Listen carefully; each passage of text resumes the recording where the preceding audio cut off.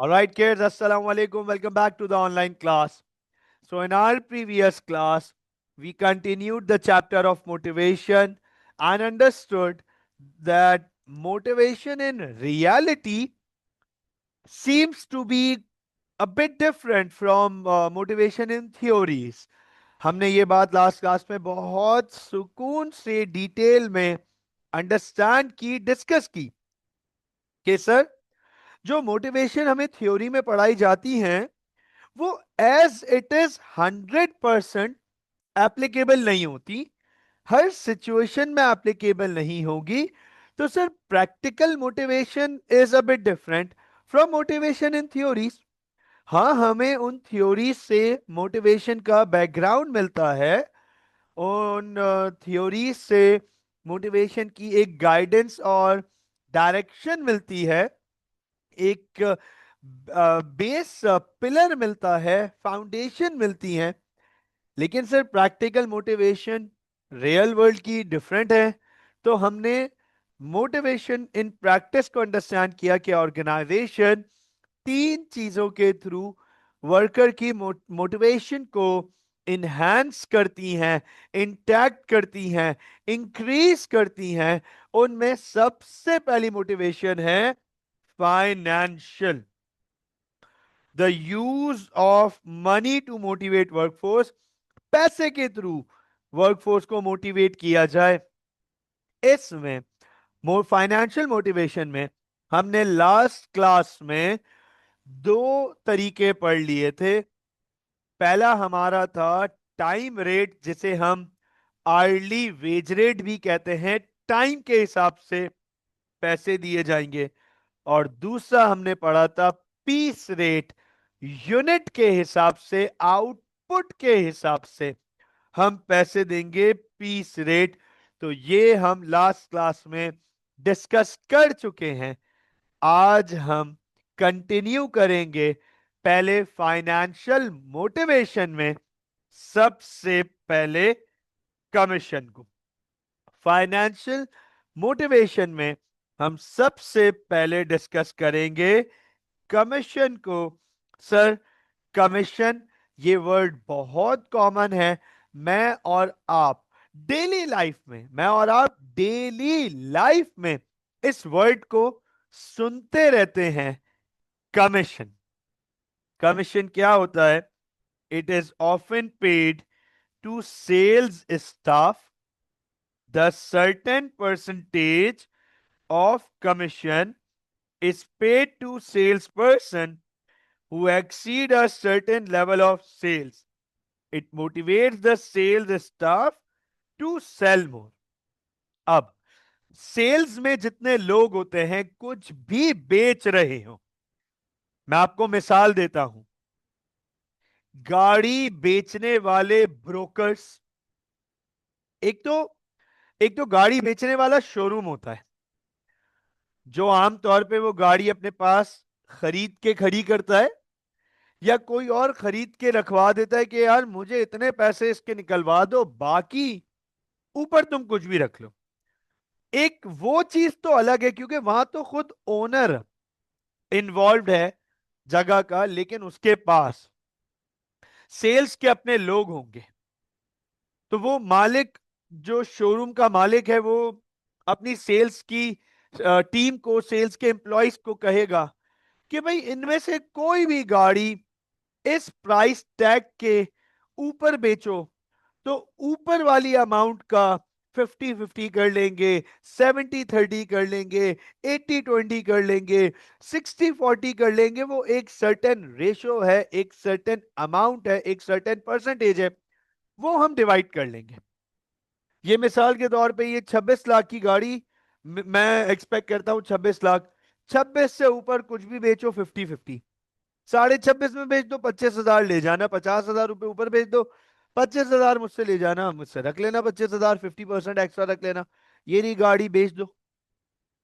Understand करना, ये भी हो सकता है कि भाई ये रही गाड़ी 26 लाख में बेचनी है, 1% कमीशन दूंगा, 26,000 रुपए दूंगा, 26 लाख में गाड़ी बेच दो।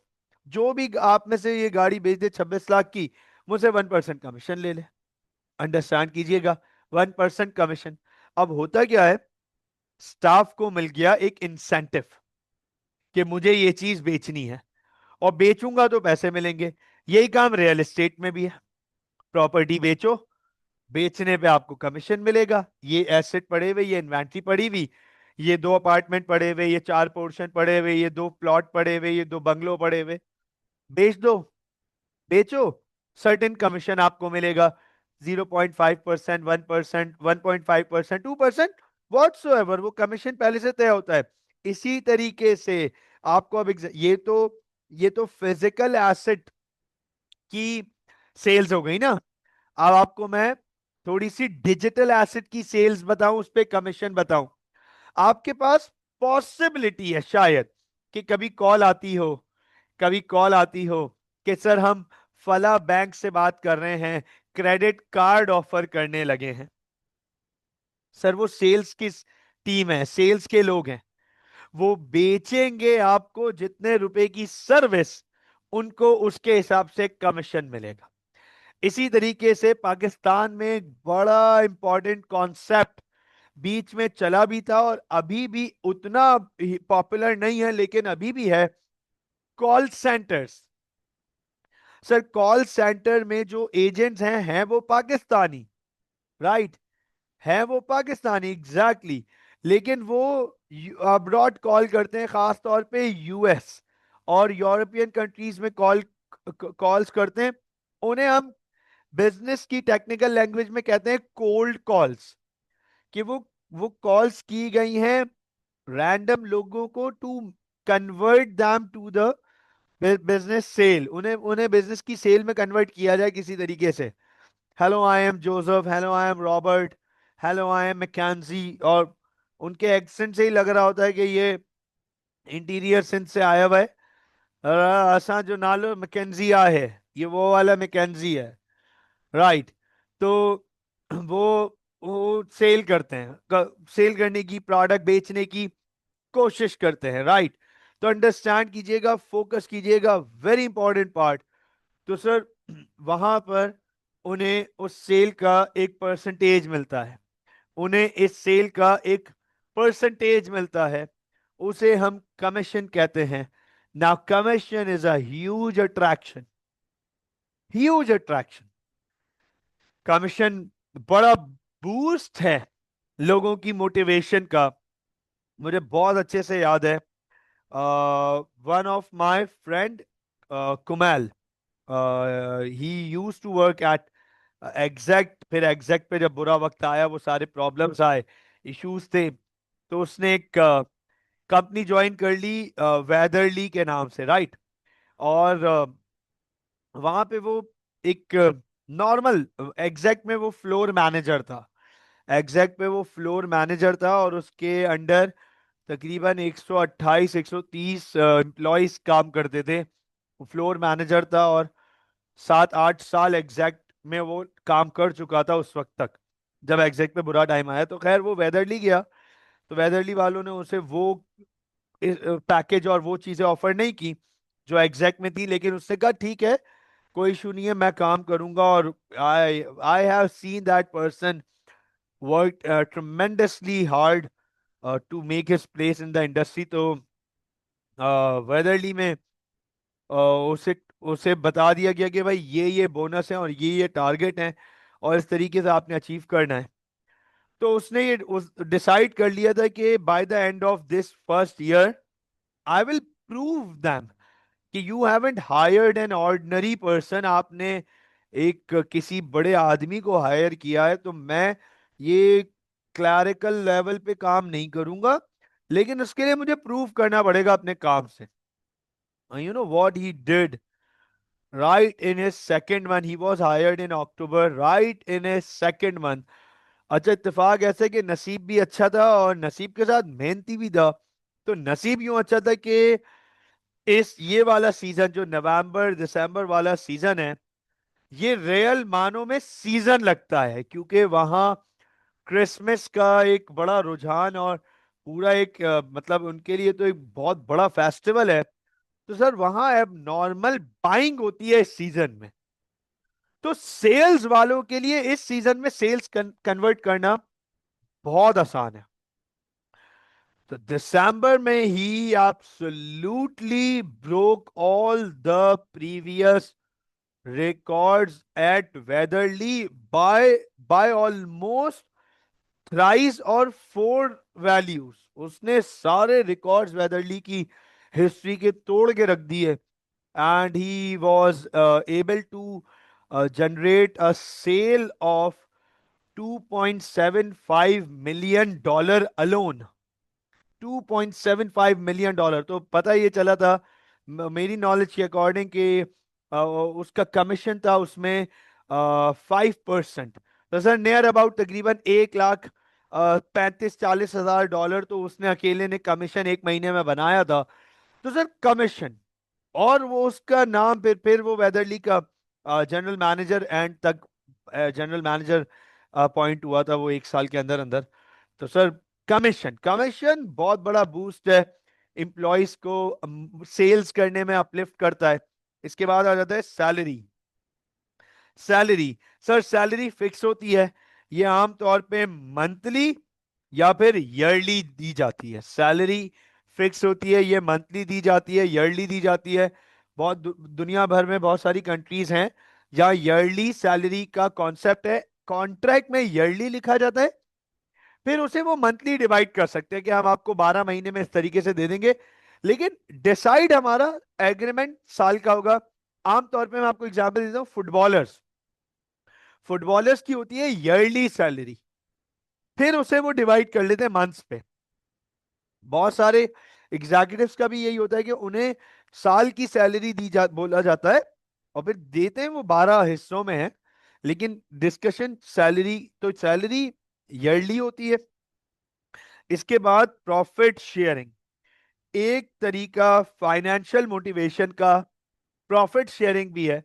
प्रॉफिट शेयरिंग में होता क्या है, एम्प्लॉयज को एक छोटा सा हिस्सा प्रॉफिट का दे दिया जाता है कि जो कंपनी को प्रॉफिट होगा उसका 1% निकाल के तमाम एम्प्लॉयज में बांट देंगे, 2% निकाल के तमाम एम्प्लॉयज में डिस्ट्रीब्यूट कर देंगे, 5% निकाल के तमाम एम्प्लॉयज में डिस्ट्रीब्यूट कर देंगे। अंडरस्टैंड कीजिएगा, उससे होता यह है कि एम्प्लॉयज में एक सेंस ऑफ ओनरशिप वाली बात आ जाती है कि यार टेक्निकली देखा जाए तो हमें तो इस कंपनी के प्रॉफिट में हिस्सेदार बना रहे हैं, तो ये तो हमें तो एफर्ट देना पड़ेगा ताकि हम प्रॉफिट के लेवल को ऊपर ले जाएं। जब प्रॉफिट की वैल्यू ऊपर जाएगी तो वो परसेंटेज की वैल्यू बढ़ जाएगी, वो परसेंटेज की वैल्यू बढ़ जाएगी, और जब वैल्यू बढ़ेगी तो हमारा रिटर्न बढ़ेगा। It ends up at a win win situation for the business and the company and business and the employees. Employees इसलिए मेहनत करेंगे कि प्रॉफिट ज्यादा हो तो उनका परसेंटेज ज्यादा बने, और इवेंचुअली कंपनी उन्हें परसेंटेज देने के बाद भी ज्यादा प्रॉफिट बना रही होगी क्योंकि एम्प्लॉयज पहले से ज्यादा प्रॉफिट के लिए काम कर रहे हैं। तो eventually it it ends up win win situation. लेकिन इसमें प्रॉफिट शेयरिंग में शेयर होल्डर खुश नहीं होते, और उनका कहना एक तरीके से ठीक है। शेयर होल्डर कहते हैं कि भाई जब आप एम्प्लॉयज को वेजेस और सैलरीज, बोनस और कमीशन और सब कुछ दे रहे हो, तो profit only belongs to us, and that is somewhat true, isn't it? Hamza, Kiyan, Maryam, Shayan, do you guys agree with the point of the share holders here? वो कहते हैं यार जब आप कमीशन भी उनको दे रहे हो, बोनस भी दे रहे हो, सैलरी भी दे रहे हो, वेजेस भी दे रहे हो, तो यार फिर प्रॉफिट हमारा है, the profit should belong to us. हालांकि हालांकि ये बात भी ठीक है कि भाई अगर आप उनको थोड़ा सा प्रॉफिट में हिस्सा दे दोगे तो वो और मेहनत करेंगे, eventually you will be ended up getting a bigger profit value. लेकिन ये आर्ग्यूमेंट को इग्नोर नहीं किया जा सकता जो शेयर होल्डर रेस करते हैं कंसर्न, कि जब आप उनको सब पे करो तो प्रॉफिट हमारा है। प्रॉफिट शेयरिंग में शेयर होल्डर नाराज होते हैं, खफा होते हैं। तो सर आप एम्प्लॉयज को एक बेसिक सैलरी के अलावा एक सर्टेन स्कीम के थ्रू प्रॉफिट का हिस्सेदार बना देते हो कि सारा प्रॉफिट में, पूरे प्रॉफिट में 5% प्रॉफिट होगा, वो निकाल के तमाम एम्प्लॉयज में बांट देंगे। तो एम्प्लॉयज चाहेंगे कि वो इस दफा 5% की वैल्यू ज्यादा हो, क्योंकि उनमें बटेगा। इसके बाद आ जाता है हमारे पास एक और फाइनेंशियल मोटिवेटर, बोनस। अच्छा, बोनस क्या है अंडरस्टैंड कीजिएगा, ये एक लमसम वैल्यू होती है। मैं यहां पे लिख देता हूं, बोनस एक लमसम वैल्यू होती है। लमसम लमसम वैल्यू होती है जो आमतौर पे साल के दौरान वर्कर्स को दिया जाता है। बोनस आमतौर पे ये बता दूं कि किसी सर्टेन चीज से या किसी पर्टिकुलर चीज से एसोसिएटेड नहीं होता। बोनस का कोई वो नहीं है कि बोनस हम इस बेसिस पे देंगे। आम तौर पे बता रहा हूं, आम तौर पे, जैसे मिसाल के तौर पे अंडरस्टैंड कीजिएगा, ये आर्ली वेज रेट है ना, ये आपको आपके टाइम के हिसाब से दिया जाता है। यार इतना टाइम काम करो तो ये पैसा मिलेगा। पीस रेट आउटपुट पे, यूनिट पे दिया जाता है कि इतने यूनिट्स बनाओ तो इतना पैसा दिया जाएगा। कमीशन, इतनी सेल्स कर दो तो इतना पैसा मिलेगा। हमारे साथ पूरा महीना काम करो तो ये पैसे मिलेंगे, पूरा साल काम करो तो ये पैसे मिलेंगे। प्रॉफिट शेयरिंग, के प्रॉफिट होगा तो उसका एक सर्टेन परसेंट मिलेगा। बोनस है ना, बोनस, ये आम तौर पे किसी भी चीज से एसोसिएटेड नहीं होता। जरूरी नहीं है कि ये किसी चीज से एसोसिएटेड हो, ये एसोसिएटेड हो भी सकता है और नहीं भी हो सकता। जैसे मिसाल के तौर पे, फॉर एग्जाम्पल, अभी आपको एग्जाम्पल देता हूं। मैंने द हेयर लैब के पहले 1.5 साल के लिए, पहले 1.5 years के लिए एक बोनस स्कीम अपने तमाम वर्कर्स को दी थी, तमाम वर्कर्स को।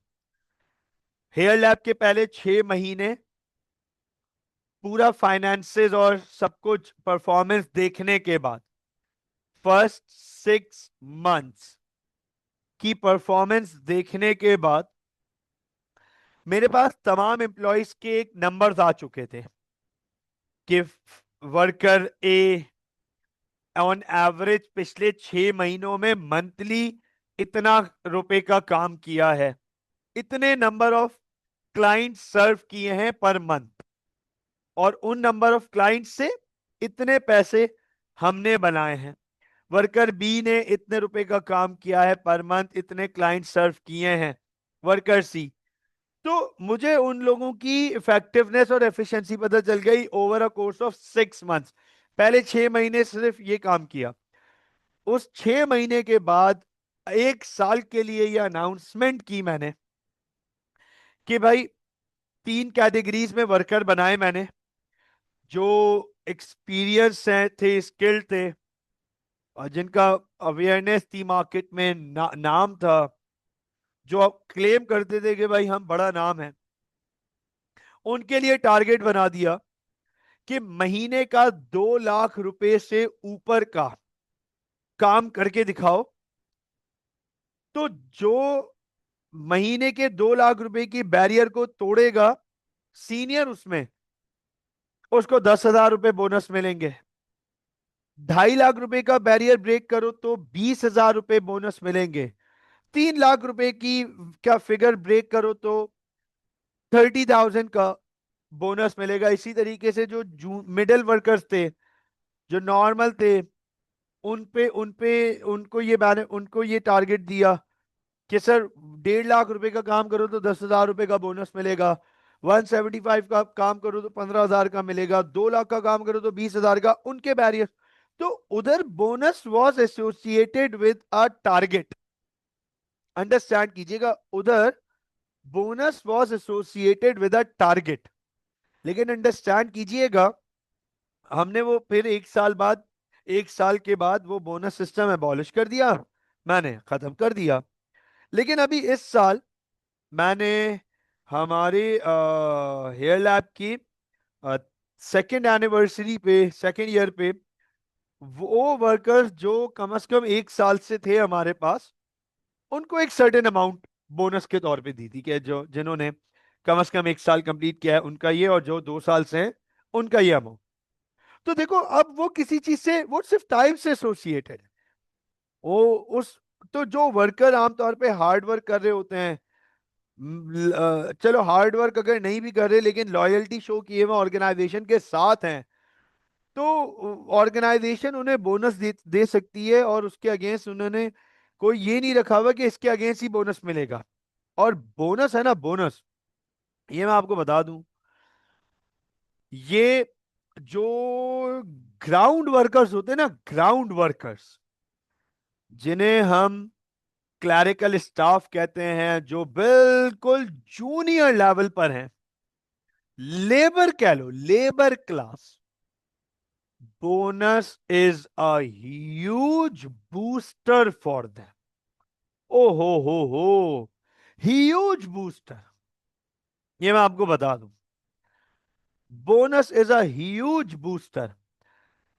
पाकिस्तान में बहुत सारी ऑर्गेनाइजेशंस हैं, प्रोडक्शन से रिलेटेड, मैन्युफैक्चरिंग से रिलेटेड, जो अपने मजदूरों को, अब देखो मजदूर वर्ड यूज कर रहा हूं, इसमें कंस्ट्रक्शन बिजनेसेस भी आ जाते हैं, टेक्सटाइल मैन्युफैक्चरिंग वाले भी आ जाते हैं, इलेक्ट्रॉनिक्स एंड अदर मैन्युफैक्चरर्स भी आ जाते हैं, ठीक है ना, सीमेंट है, स्टील मैन्युफैक्चरर्स हैं, ये आ जाते हैं, इनके बारे में पता है, बहुत सारी ऑर्गेनाइजेशंस के बारे में पता है। ये अपने मजदूरों को रमजान से पहले, रमजान और ईद का बोनस देते हैं। और मैं आपको बताऊं, लेबर क्लास के लिए सर ये एक बहुत बड़ी मोटिवेशन है, बहुत बड़ी मोटिवेशन। वेट करते हैं, वेट करते हैं बाकायदा, कि बोनस आएगा, हमारा रमजान आने वाला है। This is one of the huge factor to motivate workforce. Bonus lump sum amount pay कर देता है ऑर्गेनाइजेशन, इस साल में एक दफा भी हो सकता है, साल में मल्टीपल टाइम्स भी हो सकता है। इसके बाद फाइनेंशियल में आखिरी तरीका हमारे पास जो आ जाता है वो है परफॉर्मेंस रिलेटेड पे। इसको शॉर्ट फॉर्म में ना हम पीआरपी के नाम से भी पढ़ते हैं, P R P, performance related पे। अच्छा, हमजा, कियान, मरियम, शायान, बच्चों नाम से ही पता चल रहा है, नाम से ही पता चल रहा है कि ये ऐसी पे है जो परफॉर्मेंस के बिहाफ पे दी जा रही है। मतलब जैसी परफॉर्मेंस होगी वैसी पे दी जाएगी। Performance related pay, pay in accordance to the performance, the pay is in accordance to the performance, performance के हिसाब से पे दी जाएगी। सवाल यह आ जाता है, वेरी इंपॉर्टेंट पार्ट, कि सर ये परफॉर्मेंस कौन बताता है कि कैसी परफॉर्मेंस है? तो बाकायदा परफॉर्मेंस को एनालाइज करने के लिए परफॉर्मेंस अप्रेजल कंडक्ट किया जाता है। क्या कंडक्ट किया जाता है? Performance appraisal. Performance appraisal conduct किया जाता है ऑर्गेनाइजेशन की तरफ से, कि इंप्लॉय ए की परफॉर्मेंस कैसी थी, इंप्लॉय बी की परफॉर्मेंस कैसी थी, इंप्लॉय सी की परफॉर्मेंस कैसी थी। बाकायदा परफॉर्मेंस अप्रेजल्स कंडक्ट किए जाते हैं। तो नोट कीजिएगा, फोकस कीजिएगा, employee pay is linked to their performance in work, an appraisal is carried out for the employee and they get paid according to their appraisal. Employee की performance को बाकायदा appraisal के थ्रू एनालाइज किया जाता है, apprise किया जाता है, क्रॉस चेक किया जाता है कि परफॉर्मेंस अच्छी थी या बुरी थी, बहुत अच्छी थी या बहुत बुरी थी, एक्सलेंट या पुअर, एवरेज। ये एनालिसिस किया जाता है परफॉर्मेंस अप्रेजल के थ्रू। अब यहां पर कुछ डिटेल डिस्कशन है, जरा नोट कीजिएगा। So guys, here we will be discussing PRP, performance related pay as financial motivation। हम परफॉर्मेंस रिलेटेड पे को फाइनेंशियल मोटिवेशन के तौर पे पूरा डिटेल में अंडरस्टैंड करेंगे, डिस्कस करेंगे। मेरा आप लोगों से एक सवाल है, what is performance? Yes please. How will we define this term performance? Sir, the question is performance related pay as financial motivation। सवाल ये था परफॉर्मेंस क्या है। मैंने आप लोगों से क्वेश्चन पूछा what is performance, what do you mean by the term performance. तो आप में से अलग अलग जवाब आए। कियान ने कहा how well a task is being carried out. Hamza ने कहा the quality of work an employee gives, कैसा काम किया है। तो टेक्निकली अगर परफॉर्मेंस की बात की जाए, अंडरस्टैंड कीजिएगा, इट इज द एक्शन और एग्जीक्यूशन ऑफ वर्क, किसी काम को करना, एक्शन और एग्जीक्यूशन ऑफ वर्क, किसी काम को करना। तो अगर अच्छा किया है तो हम कहते हैं वेल परफॉर्म्ड। अच्छा किया है तो हम कहते हैं वेल परफॉर्म्ड। और बुरा किया है तो हम कहते हैं bad perform, badly perform, bad performance, poor performance. अच्छा अंडरस्टैंड करो ना, ये वर्ड परफॉर्मेंस हम अपनी लाइफ में हर वक्त इस्तेमाल कर रहे होते हैं, वेरी फ्रीक्वेंटली। कोई भी काम कर रहा होता है, अंडरस्टैंड कीजिएगा कितना बेसिक टर्म है और कितना फ्रीक्वेंटली यूज करते हैं। फुटबॉल मैच देखा, क्रिकेट मैच देखा, तो हम वहां पे बोलते हैं the player perform extraordinary, the player perform well, the player did not perform well. हम कहते हैं यार पुअर परफॉर्मेंस, पैथेटिक परफॉर्मेंस।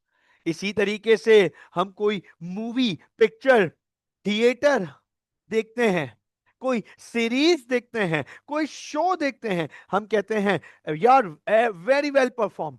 यार तूने उसकी परफॉर्मेंस देखी, यार बहुत ही बेकार परफॉर्मेंस थी।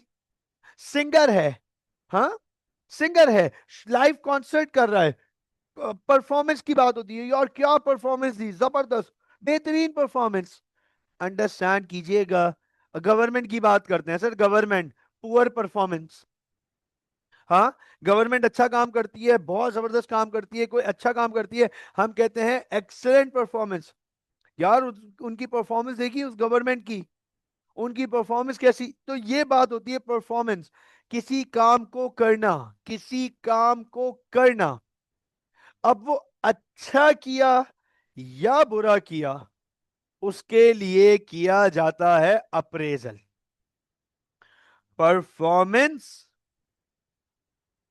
कैसी थी, हाउ इज द परफॉर्मेंस, उसके लिए अप्रेजल किया जाता है, अप्रेजल। अब मैं आपके सामने कुछ वैल्यूज लिख रहा हूं, एक सिचुएशन दे रहा हूं आपके सामने। कुछ वैल्यूज लिख रहा हूं, फोकस कीजिएगा, अंडरस्टैंड कीजिएगा। आपसे सवालात पूछूंगा, फिर आपको बात समझ आएगी कि इवेंचुअली मैं किस तरफ जा रहा हूं, डिस्कशन कहां जा रहा है।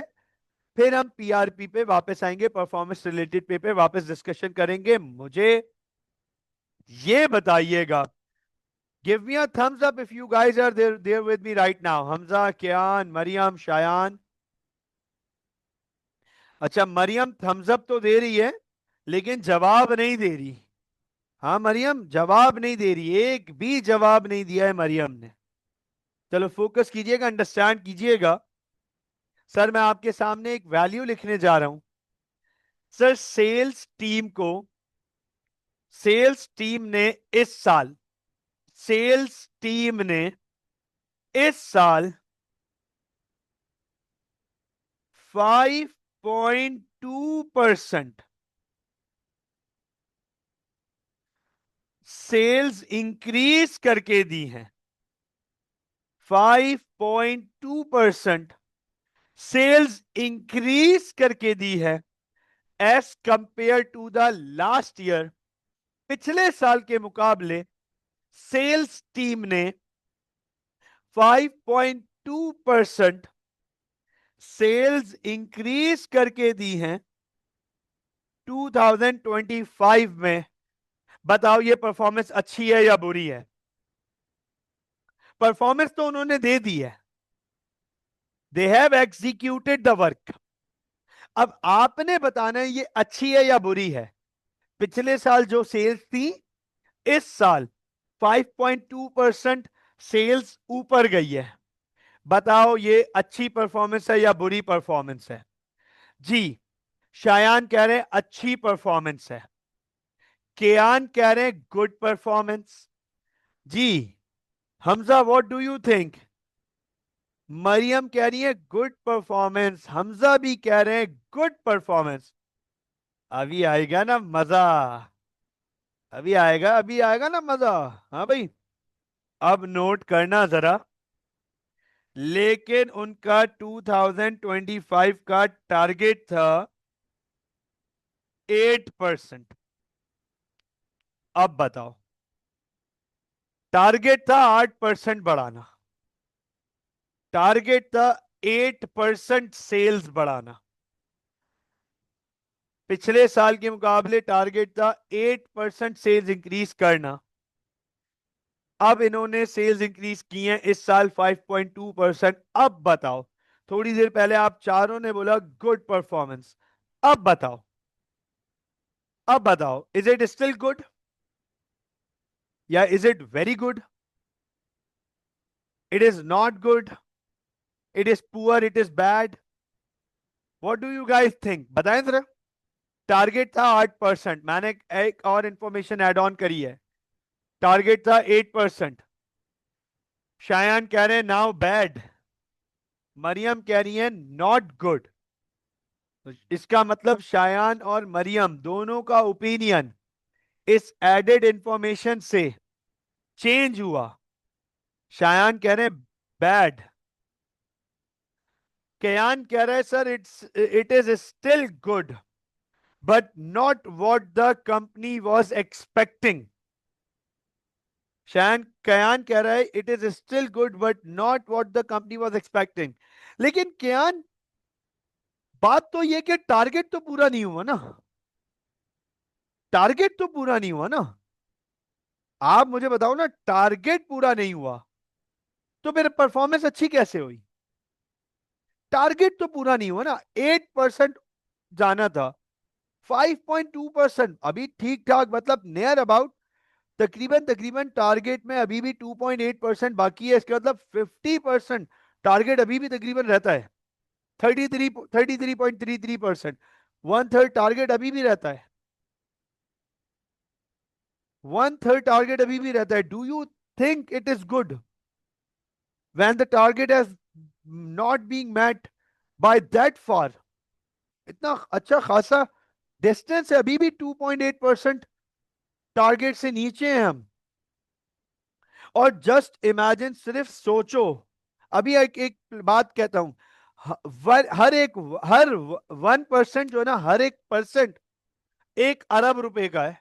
अब बताओ जरा, अब बताओ जरा, हर 1% 1 अरब रुपए की वैल्यू रखता है इस वक्त।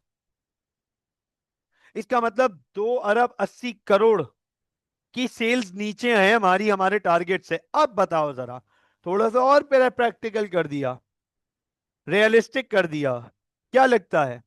Is it good performance? Understand करना। हो सकता है आप में से 2 लोगों ने ये कह दिया है कि sir it is not good, it is bad. लेकिन एक बात अंडरस्टैंड करना, same year 2025, same year, competitor सिर्फ 2% सेल्स इंक्रीज कर सका है। सिर्फ 2% सेल्स इंक्रीज कर सका है। अब बताओ ये कैसी परफॉर्मेंस है? अब बताओ ये कैसी परफॉर्मेंस है? यस प्लीज, अब बताओ ये कैसी परफॉर्मेंस है? अब आप अंडरस्टैंड कीजिएगा, फोकस कीजिएगा।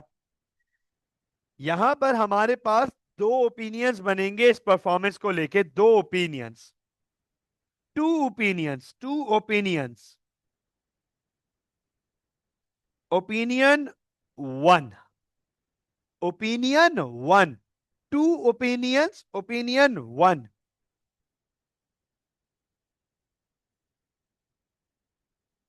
Sales have increased as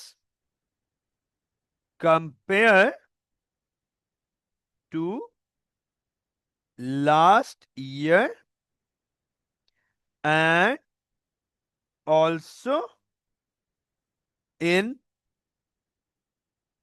comparison of competitors. Competitor performance is good. Is this opinion valid? Yes, please. Sales पिछले साल के मुकाबले बढ़ी है और कॉम्पिटिटर के मुकाबले भी ज्यादा है, बेटर है, तो परफॉर्मेंस अच्छी है sir. Is this opinion valid? Yes please. Do you think is this opinion valid? Hamza कह रहे हैं यस, शायान कह रहे हैं यस, कियान कह रहा है यस। यस सर, बिल्कुल वैलिड है। अच्छा, इसी के सामने एक और ओपिनियन है, opinion 2। Although sales have increased both in terms of last year and competitor. However, the target is not met by almost 33%. Performance is not good. चलो ये बता दो, क्या ये ओपिनियन वैलिड है कि सेल्स बढ़ी हैं, पिछले साल के मुकाबले भी बढ़ी हैं, कॉम्पिटिटर के मुकाबले भी बढ़ी हैं, लेकिन परफॉर्मेंस, टारगेट तो पूरा नहीं हुआ ना, performance not good. Is this opinion valid? Is this opinion valid? Yes sir, yes sir, 100%। सुन लीजिएगा, परफॉर्मेंस रिलेटेड पे का एक सबसे बड़ा प्रॉब्लम, एक सबसे बड़ा प्रॉब्लम ही यही है कि performance is subjective. Performance is subjective. एक बंदे के लिए यही चीज अच्छी परफॉर्मेंस है, यही चीज दूसरे बंदे के लिए बुरी परफॉर्मेंस है। सिंपल सी बात है ना, सिंपल सी बात। भाई बाबर आजम एक मैच में स्कोर करता है, स्कोर, तो कुछ लोग उसे सर पे बिठा लेते, कहते हैं extra ordinary performance, what a player, what a performance. वही वही स्कोर को लेके दूसरे लोग, दूसरा ग्रुप उसे क्रिटिसाइज करता है, कहता है पुअर परफॉर्मेंस, पैथेटिक परफॉर्मेंस, बेकार, वर्स्ट प्लेयर। अब आप अंडरस्टैंड करो ना भाई, एक्शन तो एक ही हुआ है, एग्जीक्यूशन तो एक ही हुआ है, दो अलग अलग ओपिनियन बने ना।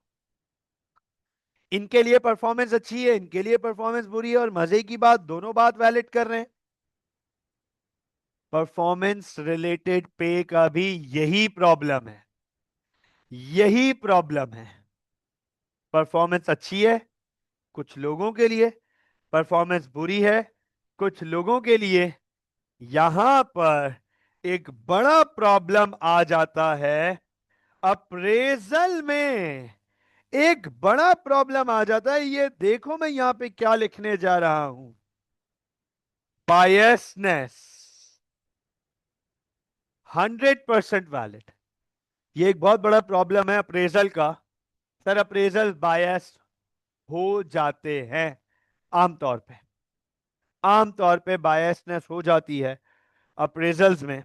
बहुत रेयर केसेस होते हैं कि परफॉर्मेंस में, पीआरपी में बायसनेस ना हो, फेयर परफॉर्मेंस अप्रेजल्स हो।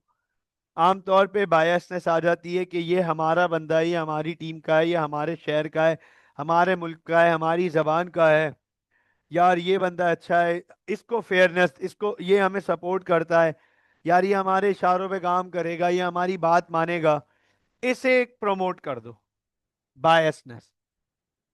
Performance related pay, although it is a very strong system, very good system, rewarding the employee, but problem ही यही है कि परफॉर्मेंस इज सब्जेक्टिव। किसी के लिए एक एग्जीक्यूशन अच्छा है, किसी दूसरे के लिए वही एग्जीक्यूशन बुरा है। और ह्यूमन ओपिनियन है ना, ह्यूमन, ह्यूमन है हम सब, we all have different understanding. तो we can categorize one act, one action, one execution as good and the same execution as bad, और दोनों ही सही हैं। तो इसमें पीआरपी में ये एक बहुत बड़ा प्रॉब्लम है कि performance is good as well as bad, it depends देखने वाला उसे कैसे परसीव कर रहा है, अप्रेजल करने वाला उसे कैसे परसीव कर रहा है। उसे लगेगा ये परफॉर्मेंस अच्छी है तो वो उसे अप्रेजल में रिगार्ड्स देगा, पे बढ़ा देगा, बेनिफिट्स बढ़ा देगा। देखने वाला को ये लगेगा नहीं भाई आउटकम पूरा नहीं हुआ, टारगेट अचीव नहीं हुआ, परफॉर्मेंस अच्छी नहीं है, वो उसे प्रमोट नहीं करेगा, उसके इंक्रीमेंट्स नहीं करेगा। मुझे बताएं, इज दैट क्लियर? क्या परफॉर्मेंस से रिलेटेड पूरी बात समझ आ गई? क्या परफॉर्मेंस से रिलेटेड पूरा कॉन्सेप्ट समझ आ गया? परफॉर्मेंस रिलेटेड पे के एडवांटेजेस और ड्रॉबैक्स दोनों समझ आ गए? परफेक्ट। अब आप नोट कीजिएगा, आगे चलते हैं, हमारे पास हैं fringe benefits, fringe benefits. Sir fringe benefits second motivational aspect है ये हमारे पास, ये देख लीजिएगा, ये लिखा हुआ हमारे पास, three types of motivation in practice में नंबर 2 है fringe benefits. Now sir what do we mean by fringe benefits?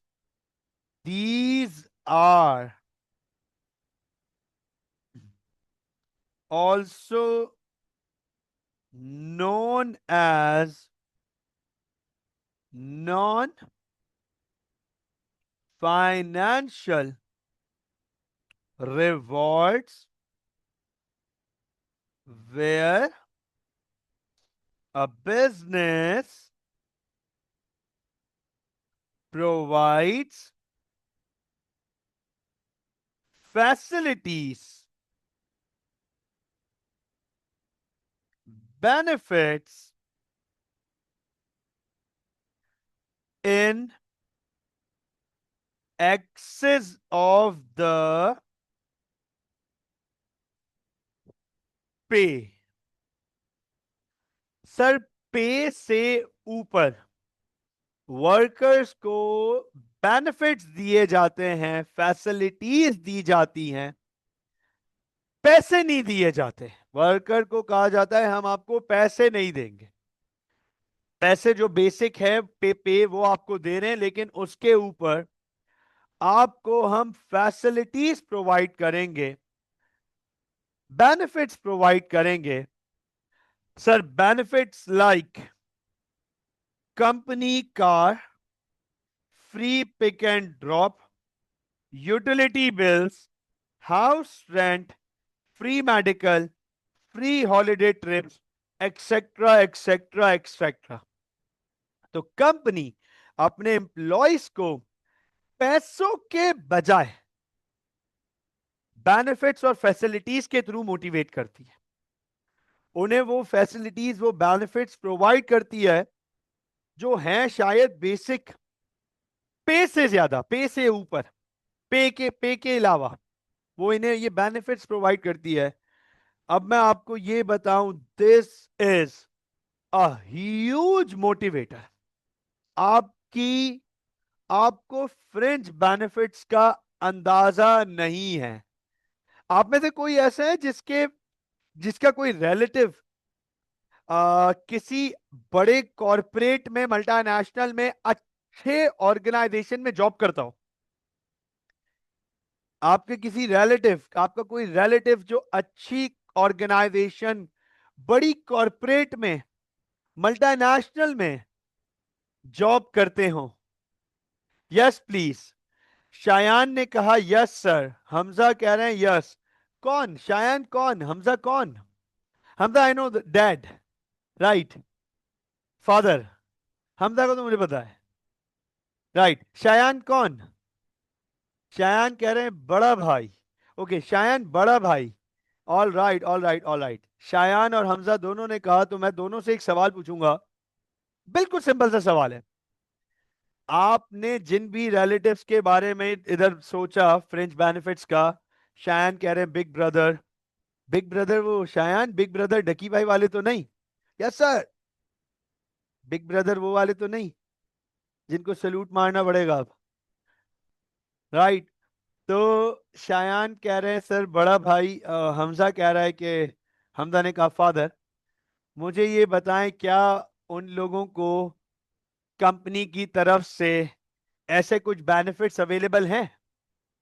Company car, free pick and drop, utilities, child child education, medical, insurance, free holiday trips? Yes please, yes please. हाँ भाई। शायान कह रहे हैं almost everything. This is good. Hamza कह रहे हैं medical, yes, yes. अब आप अंडरस्टैंड कीजिएगा, समझिएगा इस बात को। सर, ये वो बेनिफिट्स हैं जो कंपनी प्रोवाइड करती है अपने एम्प्लॉयज को, ताकि ये मोटिवेटेड रहे, खुश रहें। ये वाली परेशानियां जो इनकी लाइफ की हैं, ये झंझट हम खत्म कर देते हैं। अच्छा, अंडरस्टैंड करना बहुत। अब आप बोलो सर, कंपनी गाड़ी प्रोवाइड कर रही है, घर प्रोवाइड कर रही है, बच्चों की एजुकेशन और फैमिली की मेडिकल प्रोवाइड कर रही है, ट्रिप्स प्रोवाइड कर रही है। सुनना जरा, इस बात को समझना। सर, कंपनी एम्प्लॉयज को पैसे क्यों नहीं दे देती? पैसे ही दे दे, कंपनी का झंझट खत्म हो जाएगा, ऑर्गेनाइजेशन की जान छुड़ जाएगी। ना गाड़ी देने की जरूरत पड़ेगी, ना कंपनी कार, हाउस और देने की जरूरत पड़ेगी, ना कंपनी को मेडिकल एजुकेशन की झंझट होगी। कंपनी बोले ये लो भाई, ये सब अलाउंस में तुम्हारे 1 लाख रुपए बनते हैं, ये 1 लाख रुपए रखो। अंडरस्टैंड करना, ऑर्गेनाइजेशन इस बात को अंडरस्टैंड करती है। There is a huge percentage बोल रहा हूं, of people that are not good with money, with organization of money, with management of money. मैं अपने इर्द गिर्द सराउंडिंग में बहुत सारे ऐसे लोगों को जानता हूं जिनके हाथ में खड्डा है, खड्डा। हम अपने घर में ऐसे अल्फाज जबान यूज करते हैं, बात करते हैं कि भाई उसके हाथ में खड्डा है। उसके हाथ में खड्डे का मतलब पता है क्या है? उसको 1 लाख रुपए दे दो वो भी निकल जाएगा यहां से, उसको 1 करोड़ रुपए दे दो वो भी यहां से निकल जाएगा। Not good with managing money. There are people, तो ऑर्गेनाइजेशन बोलती है भाई इसको पैसे भी दे दो ना, ये तब भी परेशान रहेगा। मेरी गाड़ी खराब है, मैं ट्रैवल नहीं कर सक रहा, ऑफिस आने में प्रॉब्लम हो रही है, मुझे मालिक मकान ने नोटिस दे दिया है घर खाली करो, मेरे घर का ये मसला हो गया, मैंने घर के अगेंस्ट लोन लिया है, हाँ, मेरे घर की लाइट काट दी है, बिल भरने का पैसा नहीं था, बिकॉज हाथ में वो खड्डा वाली बात है ना। They are not good with managing money. Company उस सूरत में, ऐसे कंडीशन में, यू क्योंकि दे कंपनीज बिजनेसेस इतने पुराने हैं, उनको भी आइडिया है ऐसे एम्प्लॉयज का, तो वो उन्हें कहते हैं नहीं भाई, हाँ आपको ये पैसे देंगे, ये आप अपनी जरूरियात पूरी करेंगे, इससे जो भी है आपका मैनेज आप इसे करेंगे। हाँ, आपको आने ले जाने के लिए कंपनी की गाड़ी अवेलेबल है। चलो आप अच्छे ऑफिसर हो, बड़े एम्प्लॉय हो, बड़ा सीनियर लेवल हो, आपको गाड़ी दे रहे हैं कंपनी के बिहाफ पे। गाड़ी कंपनी की है, आप अपने प्राइवेट यूज में रख सकते हो, ऑफिस आओ जाओ, वेकेशन पे जाना है ले जाओ गाड़ी, कोई मसला नहीं है। फैमिली के साथ डिनर पे जाना है जाओ, स्टेकेशन पे जाना है गाड़ी ले जाओ, गाड़ी कंपनी की है। तो उस बंदे को ये फिक्र नहीं है, आप ये नहीं कह सकता कि मेरी गाड़ी का मसला, मेरा वो मसला। कंपनी मेंटेनेंस भी करा के देती है उस गाड़ी की, मेंटेनेंस का भी बताया हुआ है कंपनी ने, मैकेनिक का भी बताया हुआ है, फला बंदे की गाड़ी छोड़ दो, बिल आएगा कंपनी पे कर देगी। तो आपकी कम्यूट का प्रॉब्लम हमने सॉल्व कर दिया। खबरदार जो कम्यूट को लेके जॉब पे परेशान हो। फिर प्रॉब्लम था घर का, घर भी प्रोवाइड कर रहे हैं, हाउस रेंट हम पे कर देंगे, ये रहा फला घर कंपनी का है, आप शिफ्ट हो जाओ, आप वहां रहो, क्यों परेशान होना है? जो बिल का मसला था ना कि इलेक्ट्रिक वालों ने लाइट काट दी, बिल हम भर रहे हैं, कोई टेंशन नहीं है। बच्चों को स्कूल से निकाल दिया, स्कूल की एजुकेशन भी हम प्रोवाइड कर रहे हैं, ये रहा स्कूल, ये ऑप्शंस हैं, चेक कर लो इनके घर के पास कौन कौन से ऑप्शन अवेलेबल है। आपको मैं बताऊं, this is such a huge motivator, बहुत बड़ा मोटिवेटर है। अभी थोड़ी देर पहले मैंने कमीशन में आपको कुमैल की एग्जांपल दी थी, आज अभी दोबारा एक और दफा इसी की एग्जांपल दोबारा देता हूं, कुमैल की। कुमैल ने मुझे लाजवाब कर दिया था, एक जवाब पे लाजवाब, सीरियसली। मैं अब आपको एग्जांपल देता हूं। Kumail back in those days used to work at Exact, how fringe benefits can absolutely uplift the morale of the workers। अब अंडरस्टैंड करना, back in those days Kumail use to work at Exact, हम शाम में cricket साथ खेला करते थे, हम शाम में ना क्रिकेट साथ खेला करते थे। तो बैक इन दोज डेज मेरे पास जो है वो होंडा अकॉर्ड CL9 हुआ करती थी, 2005 का मॉडल, 2005 का मॉडल था CL9 का, ठीक है ना। और उस जमाने में अकॉर्ड तो अकॉर्ड, द लेवल, आज नहीं उस जमाने में, ठीक है ना। कुमैल एग्जैक्ट ऑफिस जाता था, तो उसे एग्जैक्ट की हाईएस्ट वो लेने आती थी, वो जो एयर कंडीशन हाईएस्ट थी। तो एक दफा हम लोग बैठे हुए थे, ऐसी डिस्कशन हुआ ना, तो मैंने दो तीन तफरियां कर दी कुमैल की। तो कह रहा है बात सुन मेमन, तेरे पास होगी गाड़ी, लेकिन गरीब ड्राइवर नहीं है तेरे पास, तू अपनी गाड़ी खुद चलाता है, मुझे ना मुझे मुझे ऑफिस का ड्राइवर लेने आता है, मैं गरीब नहीं हूं। I was stunned, speechless. मैंने कहा ओ भाई CL9 है मेरे पास अकॉर्ड, हाँ, लेकिन उसके उसकी बात सुन के रियलाइज हो कि यार क्या बात करे, कह रहा है भाई ट्रैफिक में फंसता है ना, तू फंसा रहता है, थकता भी है, गाड़ी भी खुद चला रहा है अपनी, मैं सो जाता हूँ आराम से, AC वाली गाड़ी है, AC वाली हायस है, आराम से सो जाता हूँ, ऑफिस आता है तो मैं उठ जाता हूँ, मुझे कोई टेंशन नहीं है कि रोड पे क्या हो रहा है, ट्रैफिक का क्या है, पेट्रोल डलवाना है नहीं डलवाना, गाड़ी आती है मेरा इंतजार करती है, मैं बैठता हूँ जाता हूँ, ऑफिस छोड़ते हैं वो, रात में मुझे ऑफिस से लेके घर छोड़ते हैं। This was such an eye opener legit. मैंने उस दिन फील किया, मैंने कहा यार क्या बात कर दी इसने।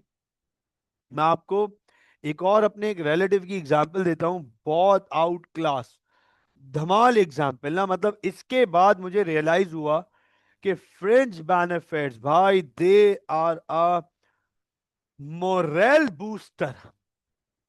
मतलब आपको आइडिया होगी हो जाएगा इस एग्जाम्पल के बाद कि क्यों बहुत सारे लोग गवर्नमेंट जॉब के पीछे भागते हैं। गवर्नमेंट जॉब में पैसे नहीं होते, आपको पता है ये बात? Do you guys know this?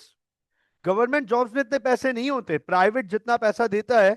अभी मैं जैसे प्राइवेट टीचर हूं ना, प्राइवेट कॉलेज में पढ़ा रहा हूं, अगर मैं यही एक गवर्नमेंट कॉलेज में पढ़ा रहा होता, इतने पैसे नहीं होते, आधे भी नहीं होते। लेकिन सर गवर्नमेंट की मरात, हाँ अंडर द टेबल बन जाते हैं, देखो कैसा होशियार है। कह रहा सर लेकिन बन जाते हैं, अंडर द टेबल बन जाते हैं, हाँ बच्चों को पास करने के। मैं माँ बाप से रिश्वतें मांगू ना बैठ के, यार कैसा सिस्टम है हमारा, तबाह। अल्लाह माफ करे। हाँ रिश्वत को मिठाई का नाम रख दिया, मिठाई।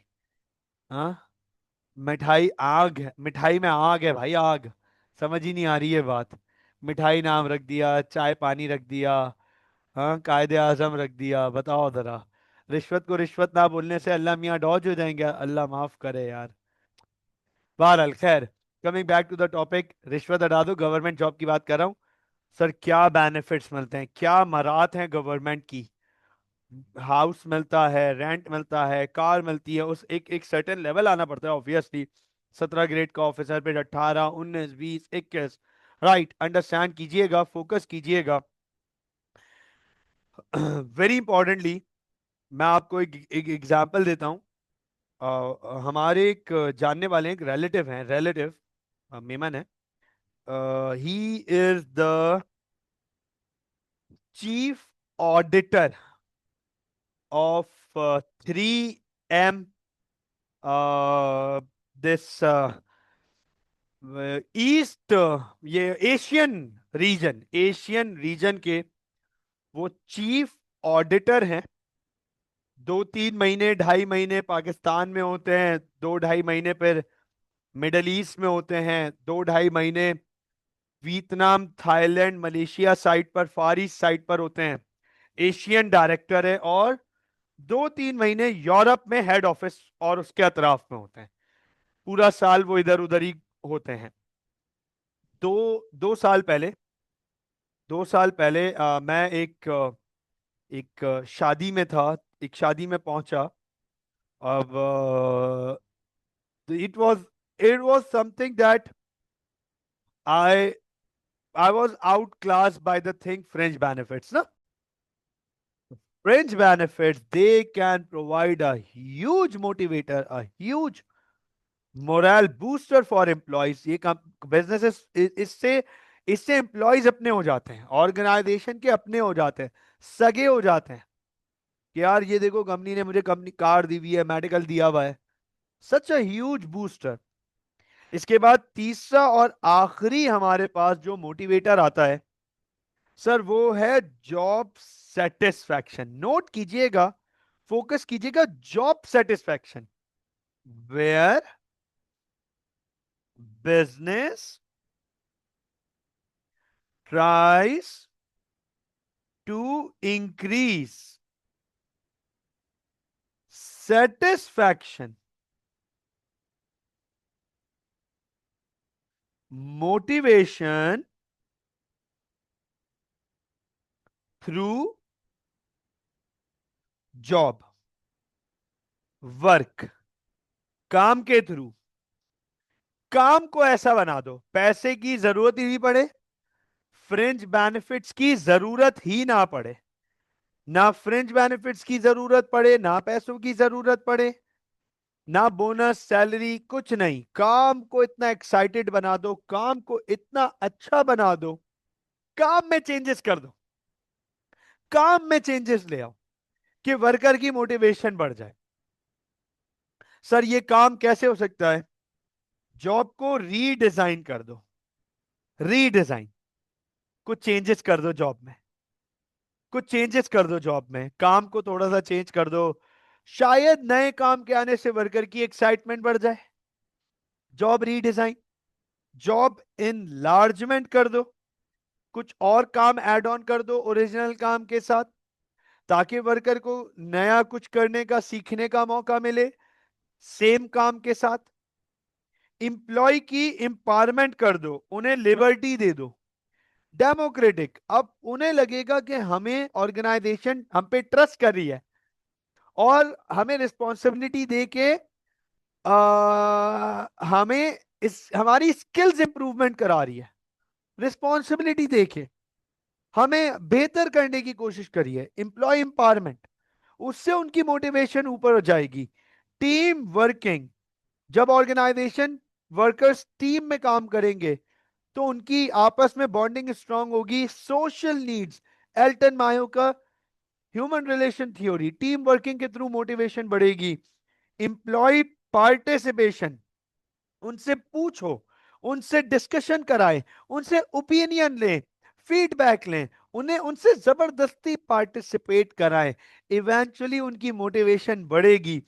ट्रेनिंग एंड डेवलपमेंट, तो इनमें से बहुत सारी चीजें तो हम ऑलरेडी पढ़े हुए हैं।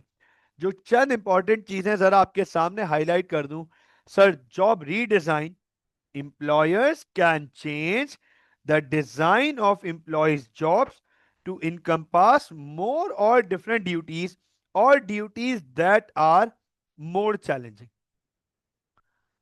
सर, इस जॉब रीडिजाइन, जॉब को रीडिजाइन कर दो, कुछ नई चीजें ऐड कर दो, पुरानी चीजें हटा दो, पुरानी के साथ नया ऐड कर दो, पुराना या तो टोटल हटा दो, नए डिपार्टमेंट में भेज दो, नए डिपार्टमेंट में भेज दो, डिफरेंट डिपार्टमेंट में भेज दो।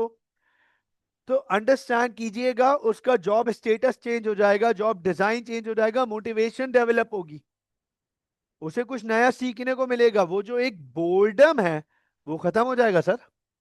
बोर्डम, कि मैं एक ही काम रिपीटेडली करता आ रहा हूं, अब कुछ नया करने का मौका मिल रहा है, बोर्डम खत्म हो जाएगा।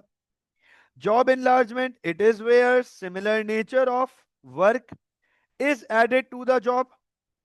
It is giving employees more duties of a similar level of complexity. इसको हॉरिजॉन्टल लोडिंग भी कहा जाता है। हॉरिजॉन्टल लोडिंग, कि सेम लेवल की और जॉब और काम दे दो उसे, सेम लेवल का। इससे होगा क्या, वर्कर को और चीजें सीखने का मौका मिलेगा, लेकिन सेम लेवल की, सिमिलर लेवल की। उस पे बर्डन नहीं आएगा, ये लोड नहीं आएगा कि मुझे कुछ अपने से ऊपर के लेवल का काम करना पड़ा है। अपने ही लेवल का सेम काम, लेकिन थोड़ा और डिफरेंट चीजों में डिफरेंट चीजें करनी पड़ेंगी। जॉब इनरिचमेंट, इसे हम वर्टिकल लोडिंग भी कहते हैं। It occurs when employees jobs are redesigned to provide them with more challenging and complex task, also called vertical loading. यहां पे उनके लेवल से ऊपर का काम उन्हें दिया जाता है, ताकि लेवल अप करो भाई।